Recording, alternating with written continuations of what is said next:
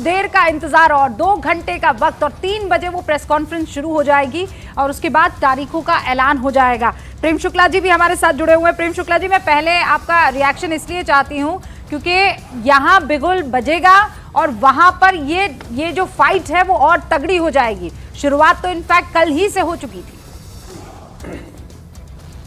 जी नहीं, स्वाभाविक तौर पर भारतीय जनता पार्टी का नेतृत्व और भारतीय जनता पार्टी का हर कार्यकर्ता अब की बार 400 पार के लक्ष्य को पूरा करने के लिए जो है कृत संकल्प है। और आदरणीय नरेंद्र मोदी जी ने 2014 में जब संकल्प लिया तो 272 प्लस तो हम 282 हो गए। जब 2019 में संकल्प लिया 300 प्लस तो हम 303 हो गए। इस बार के भी संकल्प को साकार करने के लिए हमारे कार्यकर्ता परिश्रम की पराकाष्ठा करेंगे। हमारे नेतृत्व ने जिस तरह से जो है पूरे देश में विकास कार्यों को गति दी है, जिस तरह से सबका साथ, सबका विकास, सबका विश्वास, सबका प्रयास की पराकाष्ठा सतीश जी ने किशोर इसी पर एंड किया था कि वो परसेप्शन वो परसेप्शन बनाने की जो कला है वो विपक्ष के पास नहीं है, वरना ये चुनाव किसी और तरीके के होते। मैं चाहती हूँ सतीश जी आप कंप्लीट कर ले उस बात को। देखिए, मैं कतई नहीं कहता, इसमें आप थोड़ा समय दीजिए, ये कतई नहीं कहता कि डिलीवरी में, ट्रांजैक्शन में और उसमें भारतीय जनता पार्टी की सरकार ने काम किया है, लेकिन ऐसा नहीं है कि मुद्दे नहीं हैं। मुद्दे में आपको चाहे बेरोजगारी का इतना ये डंका पीटते हैं, वो एक मुद्दा हो सकता था। आबादी, आरक्षण, ओबीसी, जाति गणना, क्रोनी कैपिटलिज्म, गरीबों का विभाजन, मुस्लिम हिंदू विभाजन, किसान, महंगाई, ये मुद्दे हैं। लेकिन सामने आपने कहा ना पब्लिसिटी की भी प्रकाष्ठा है और डिलीवरी भी है। डिलीवरी में क्या क्या है वो देख लेते हैं। डिलीवरी में है, मोदी की गारंटी है, विकसित भारत का सपना है। फिर आपको देखिएगा कि हम जो देखते हैं लाभार्थी जो जिसको बोलते हैं, कई तरह के लाभार्थी हैं, उनकी सारे इन्होंने चुनाव प्रचार खत्म कर दिया है। आपको शायद मालूम हो या ना हो, सारे सम्मेलन, सारे जोड़ तोड़ सब हो गए। जोड़ तोड़ गलत शब्द बोल रहा हूँ, बहुत सारे कॉन्फ्रेंस हुए हैं जो मुझे जानकारी है। और जैसे कि इसमें ये कहते हैं, और उसके ऊपर जो हम जो कहते हैं ना कि मोदी का परिवार, अब क्या है कि फ्रीबी का एक शब्द लेते हैं। फ्रीबी भाजपा दे रही है, बहुत सारी चीज़ें दी है, देना भी चाहिए, बहुत चीज़ है। और दूसरे में तो फिर वो पब्लिसिटी के लेवल पर आता है तो वो मोदी जी की गारंटी हो जाती है, और दूसरे की आ जाती है तो वो पब्लिसिटी, वो फ्री भी होती है, जो कि तर्कसंगत नहीं लगता है। तो ये पब्लिसिटी के प्रकाष्ठा पे भी है, डिलीवरी भी है। और जैसा मैंने आपसे पहले कहा कि जो विपक्ष का गठबंधन है, आज है, कल शाम में नहीं है, परसों है, 3 टूट हो चुकी है। ज्यादा से ज्यादा क्या गठबंधन हुआ? मशीनरी वो दो राज्यों में, दो राज्यों है, और दूसरी तरफ जो है। किशोर एक बात बोलना चाहता हूँ, बिहार में बड़ा डंका पीटा जा रहा, महागठबंधन और ये और वो, इतनी बड़ी रैली हुई, वहाँ पर लिफ्ट ऑफ भी इनको मिल सकता था। लेकिन जो सबसे आसान जगह जहाँ पर सीटों का बंटवारा हो सकता था, INDIA में, जिसको आप लोग इंडी बोलते हो, वहाँ पर तो नहीं हुआ अभी तक। महाराष्ट्र में नहीं हुआ, जो सस्पेक्ट स्टेट हो सकते थे। तो ये चीज़ें खड़ी की जाती है और आपके खड़ा होने से पहले उस पर भारतीय जनता पार्टी की जो चुनावी मशीन है और ऊपर खड़ी हो जाती है और काम भी करती है। ऐसा नहीं है अभी, अब इलेक्टोरल बॉन्ड का मुद्दा बनने को तो बना सकता है, जब बोफोर्स बन सकता है तो ये भी बन सकता है, लेकिन नहीं बन पाएगा, हम ये कह रहे हैं। और आज इनफैक्ट जब आप बात कर रहे हैं, महाराष्ट्र का आपने जिक्र किया अक्कू जी, महाराष्ट्र में आज राहुल गांधी होंगे, वहाँ पे तेजस्वी यादव भी होंगे आरजेडी के, और तमाम दूसरे बड़े कल वो दिन है। लेकिन आज भी इसी बात को लेकर संशय बना हुआ है कि कहीं कोई गठबंधन रहेगा कि नहीं रहेगा, जो सतीश जी कह रहे हैं। एक रैली बुलाने में इनको 17 महीने लगे, तो क्या चुनाव? मैं तो कहता हूं कि ये दुनिया का सबसे एक तरफा चुनाव है, सबसे बड़ा चुनाव, सबसे एक तरफा चुनाव, और शायद वर्तमान स्वरूप में यह अंतिम चुनाव है। बाद में आप देखिएगा कि महिला के आरक्षण भी आ जाएगा, फिर पॉपुलेशन काउंट भी हो जाएगा, फिर कंस्टिट्यूएंसी बदल जाएगी। ये मौका यही है जो कि ये चुनाव का निर्धारण है। और मैं तो कभी कभी मुझे लगता है कि वर्तमान स्वरूप में ये डेमोक्रेसी मनोज काका भी हमारे साथ जुड़ चुके हैं। मैं चाहती हूँ मनोज काका भी इस पर अपनी बात रखे, अक्कू श्रीवास्तव भी, लेकिन हम कुछ डेटा दिखा देना चाहते हैं आपको एक बार। यहाँ बिहार की बात की सतीश जी ने कि बिहार में भी मौका था, वहां पर भी नहीं हुआ। ये बिहार, दिल्ली, गुजरात ऐसे राज्य जहां ये क्लीन स्वीप हो गई थी पिछली बार, बिहार में सिर्फ एक सीट बिहार, दिल्ली, गुजरात में सब मिला के सिर्फ एक सीट, सिर्फ किशनगंज सिर्फ एक पिछली बार जीती थी। तो दिल्ली में पिछली बार एक चरण में चुनाव हुआ था, वो एक ही चरण में इस बार भी होना ही चाहिए, क्योंकि दिल्ली में ऐसी कोई दिक्कत नहीं हो सकती। तो 7 सीटें हैं। एक रहे हैं मनोज तिवारी, पिछली बार जो सांसद थे, बाकी सब बदल दिए गए हैं, सब बदल दिए गए हैं। और इधर इनका गठबंधन भी हो चुका है, पिछली बार 7-0 था, इस बार गठबंधन हो चुका है। ओपिनियन पोल कह रहा है कि गठबंधन पोल होने के बावजूद एनडीए को ही 7 सीटें, यानी बीजेपी को ही, यहां पर तो एनडीए क्या है, बीजेपी है, वो बीजेपी को ही 7 सीटें जाएंगी। बिहार में 7 चरण में पिछली बार चुनाव हुआ था, और इस बार भी 6 या 7 चरण ही लगेंगे। पिछली बार 11 अप्रैल, 18 अप्रैल, इस तरीके से 7 चरणों में चुनाव हुआ था। इस बार भी 6 से 7 चरण हो सकते हैं। अच्छा, और 2019 में किस तरीके का रिजल्ट 39-1, वही जो एक जो है, जो किशनगंज को छोड़ दीजिए, किशनगंज जो कांग्रेस जीती थी, उसके अलावा कुछ नहीं हुआ। 39 सीटें यहाँ बीजेपी प्लस को आई थी। इस तरह बार भी क्या मेगा ओपिनियन पोल ऐसा ही कुछ दिखा रहा है? एनडीए को एक सीट कम दिखा रहा है यहाँ एक पर, सीट का इंडिया गठबंधन को 2 सीटें मिलने का अनुमान। हालांकि अभी तक वहां पर किसी तरह का कोई सीट शेयरिंग नहीं हुआ है, ना कैंडिडेट अनाउंस हुए हैं, लेकिन 2 सीटें यहाँ पर। विक्रांत भी हमारे साथ बने हुए हैं, जरा उनका रुख कर लेते हैं। गुजरात जो है वो एक चरण में होता है, इस बार भी एक ही चरण में होना चाहिए। और गुजरात की जो 26 सीटें हैं, पिछली बार भी पूरा क्लीन स्वीप हुआ था। इस बार भी जो अनुमान है ओपिनियन पोल का, वो यही कहता है कि 26-0 ही हो सकता है इस बार भी। तो ये ऐसे राज्य जो मशीनरी की बात कर रहे हैं कि वो खड़ा नहीं हो पा रहा है, विपक्ष, सतीश जी ने बोला, ये बार बार ये कोई एक आकलन नहीं है।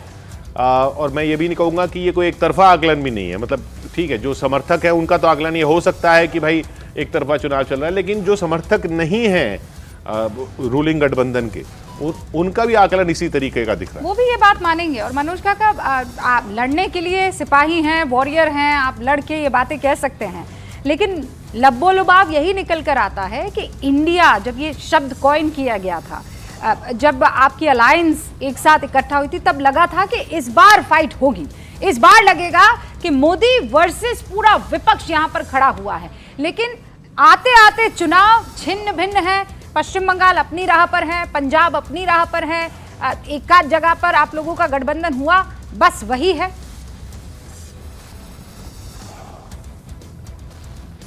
देखा जा सकता है। और आपने कहा योद्धा का सवाल नहीं है, वॉरियर का सवाल नहीं। सवाल यह है कि ये चुनाव, और चुनाव में जो निर्णय आता है वो जनता के द्वारा आता है, क्योंकि democracy is the people for the people by the people होता है, क्योंकि ये लोकतंत्र है और जनता का द्वारा। तो कोई के किसी के कहने से या किसी के संकल्प भर ले लेने से, संकल्प तो इस तरह के भी लिए गए कि 2 करोड़ रोजगार हर साल देंगे, संकल्प तो ये भी लिया गया कि किसानों की आय दोगुनी हो जाएगी, संकल्प तो ये भी लिया गया कि 1 सर के बदले 10 सर लाएंगे। और हकीकत का जब आप आकलन करेंगे तो पाएंगे कि रेजिकाला जैसे चौकी जो हमारी थी आज हमारे कब्जे में नहीं है। तो संकल्पों के बरक्स झूठ और विज्ञापनी विकास को और विज्ञापनी वैभव को ही अगर देश की संपन्नता समृद्धि मान लिया जाए, तो यकीन करें हम लोग तो गांव गरीब और जो तबका हक के हाशिए पर है उसके बीच से निकले हैं और उसी के बीच में रहते हैं। हम लोग देख रहे हैं ऐसा कुछ नहीं है। जो भारतीय जनता पार्टी, इतना सारे आपने आंकड़े प्रस्तुत किया, मैं जो आंकड़े दूंगा अगर कहीं झूठ होगा तो जरूर रोकिएगा। ये सच है कि 2014 के बाद भारतीय जनता पार्टी ने इस देश में गोवा से लेके और मणिपुर तक, जहां उसकी सीट कांग्रेस के बरक्स चाहे और दलों के बरक्स कम थी, लेकिन सरकारें वहां पर वो जनादेश से नहीं धनादेश से खरीदा। जिस तरह से 9 सरकारों को, चाहे वो महाराष्ट्र का उदाहरण हो, पिछले बार चाहे मध्य प्रदेश का हो, चाहे मणिपुर। मनोज जी सवाल विधानसभा थी ना, आप लोकसभा की बात कीजिए ना। रूबिका सुनिए, अब जो सरकारें धनबल के आधार पर खरीदते हो, जो कंपनियों से ईडी और सीबीआई के बल पे चंदा लेते हो, वो कह रहे हैं कि उनकी बहुत व्यापकता है और मोदी जी जो संकल्प ले, मोदी का लिया हुआ हर संकल्प झूठ है। नहीं तो आप अगर ये सारी बातें सही हैं, बार बार यही सवाल होता है कि आपकी जो अगर सारे इल्जाम सही हैं तो फिर वोट कैसे जुटा लेते हैं इतनी बड़ी तादाद में बीजेपी? क्योंकि मशीनरी है यहाँ पर। पॉइंट ये सवाल आपसे ये पूछा गया कि मशीनरी के जो उनकी मशीनरी उनके मुकाबले आप एकजुट तक नहीं दिख रहे हैं, आप उस तरीके से नहीं दिख रहे हैं कि ये लड़ने के लिए तैयार हैं। विवेक जी देखिए, इसमें 2 चीजें हैं। आपका सवाल वाजिब है, मैं खत्म कर दूं जरा, अगर 1 मिनट दीजिए तो मैं खत्म कर दूंगा।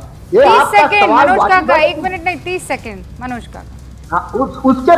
उसके बरक्स आप आंकड़ों में भी जाइए, 65% अभी आज भी वोट भारतीय जनता पार्टी के खिलाफ इस देश में पड़ता। तो अभी आज भी लोग समता, बंधुत्व और लोकतांत्रिक मूल्यों को मानने वाले हैं।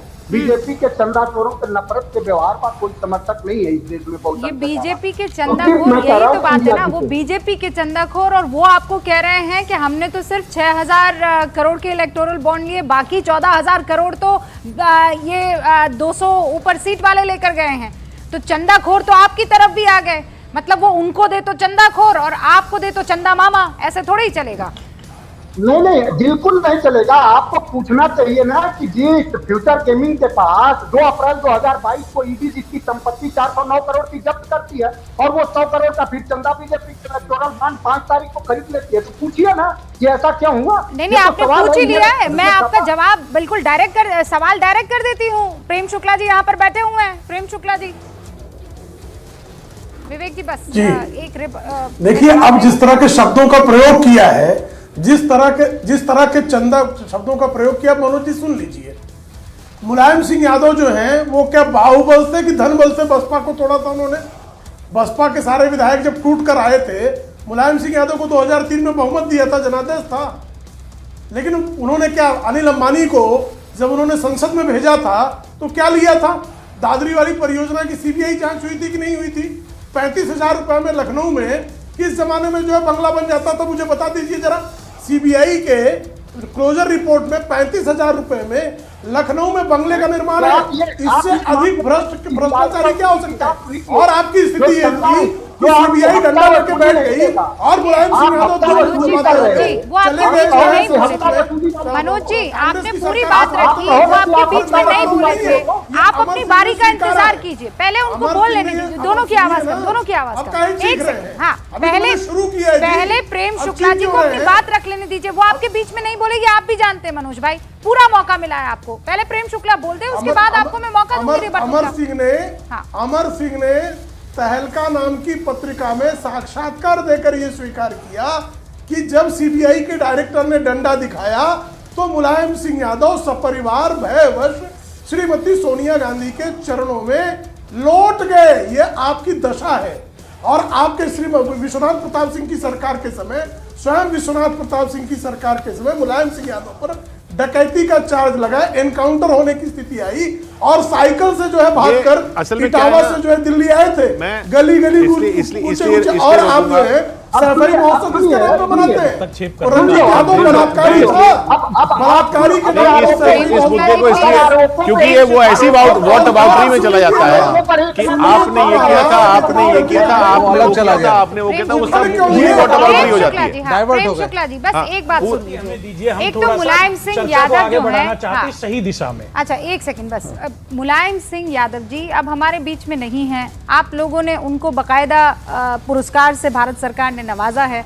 अब इस बात को आगे ले जाना चाहिए। मनोज काका रुक जाइए, बता देता हूँ उनके गुणों का वर्णन भी कर। अरे फिर आप लोग दोनों पर्सनल अटैक करने लगेंगे ना। आज हम उनका पूर्वानुमान जो किशोर कह रहे हैं कि ये वॉट अबाउटरी हो जाएगी ना, आप अपना कहेंगे उनका कहेंगे, मुद्दों पर आ जाते हैं। और चौका रहे थे, मैं सुन रहा था। दो अच्छा दोनों ऐसा है ना, दोनों चलिए उनका धैर्य जो है वो धराशायी हो गया। हम आपको रोक के प्रधानमंत्री पे चले जाते हैं। सुनिए उन्होंने क्या कहा, आप बात को आगे बढ़ाते हैं। तेलंगाना के नागरकुर्नूल में पीएम मोदी ने एक रैली को संबोधित करते हुए कहा कि 2024 के चुनाव के लिए तारीखों के औपचारिक ऐलान